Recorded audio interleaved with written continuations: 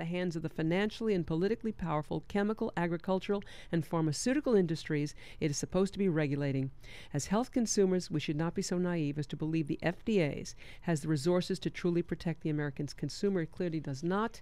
And her little bit more. For instance, Lipitor, the #1 prescribed cholesterol-lowering drug, brings in $10 billion annually, an amount which is greater than 5 times the entire annual budget for the FDA.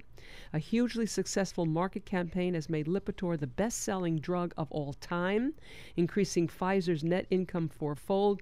She goes, healthy bodies need cholesterol for proper brain function, to protect against senility and other ravages of the aging process. Low cholesterol leads to reduced levels of vitamin D, which is necessary to protect against osteoporosis, diabetes, multiple sclerosis, depression, cancer, psoriasis, and atherosclerosis. Go on. Why are statin drugs so widely promoted? The answer is simple. Follow the money. She says the same thing that you do. Okay, now this is another doctor, Dr. Hadler, and we're going to wrap this thing up with what he has to say. He says, I'd have to treat 100 or more people with Crestor for a year to spare one of them a cardiovascular event. Now, the event could be a heart attack, a non-fatal heart attack, it could be a stroke, or it could be a fatal heart attack. It would take a year of treating 100 people to prevent that one event. So saving a life is 1/3 of 1%. That they would not have had otherwise. I'd have to treat several hundred more people a year to spare one heart attack, and hundreds more to spare one stroke. I'm unwilling to even suggest that there would be a life-saving benefit. Are you willing to swallow Crestor every day for 2 years in the hopes that you're one in hundreds who just might be spared a non-fatal heart attack? This is the doctor talking. Does it bother you that more of the volunteers on Crestor were diagnosed with diabetes than were protected from heart disease? Does it bother you that the person on Crestor develops a muscle disease more than it was supposed to have any benefits from heart disease?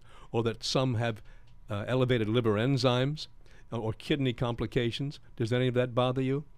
Does it also bother you that some of the other consequences of statin drugs includes depression of mental acuity, anemia, acidosis, frequent fevers, weakening of and enlargement of the heart, cataracts, muscle pain and weakness, and an increase of cancer risk? All that to save 1/3 of 1% taking Crestor. Right, and you can do 3 wonderful things that we've talked to you about, that everyone comes in and reports how normalizing, how excellent they are in every other way, is Cardiozyme.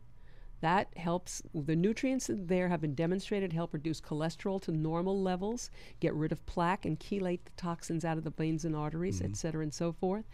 Coles, Nutri-Coles from Biochem, which is a wonderful combination of nutrients that stabilize and keep normal the amounts of cholesterol levels. And the super pure omega-3. Why? Because the great pure fish oils improve triglyceride levels and help to keep the cholesterol perfect. Now, I just want to say one thing about what you said, though.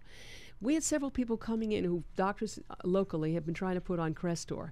One lady was slender, of Asian descent, beautiful gal, much younger than I, with everything pretty much except for having a little low thyroid function and a very slender kind of diet. She was told to take Crestor. Her total cholesterol level was 190. That is low. It's perfectly safe.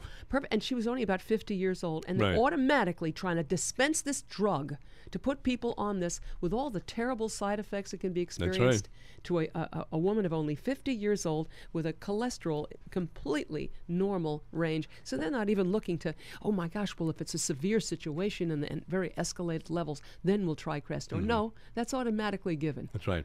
Here's one last statement from Dr. Mercola, MD. He says, in my clinical experience, which spans more than 2 decades, 20 years, and thousands of patients, there have been a grand total of 3 people who actually required statins to help to control their cholesterol problem.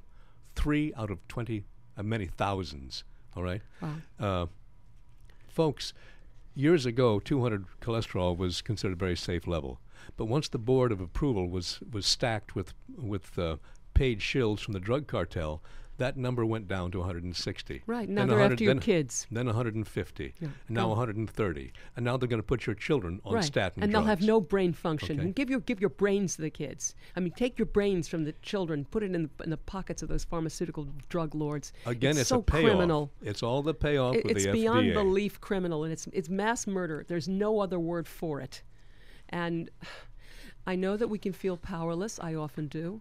I often say, come on, what can I do about this? I'm doing what I can do. You do what you can do, and don't let them do this to you, okay? I hope that doctors everywhere wake up to this reality. I'm thankful to this doctor that Dennis quoted, and to the many different doctors who go for complementary, alternative, natural therapies, working effectively along with dietary change and getting off those sugars and preventing that metabolic syndrome that we talked about. Wonderful ways to take back your health. Come to Alive and Well. It's a family-owned and operated business. This family is there for you. Be there for us because we're there to help you. And we're there open Monday through Friday, 9 to 7, Saturday 9 to 6, Sunday 10 to 4.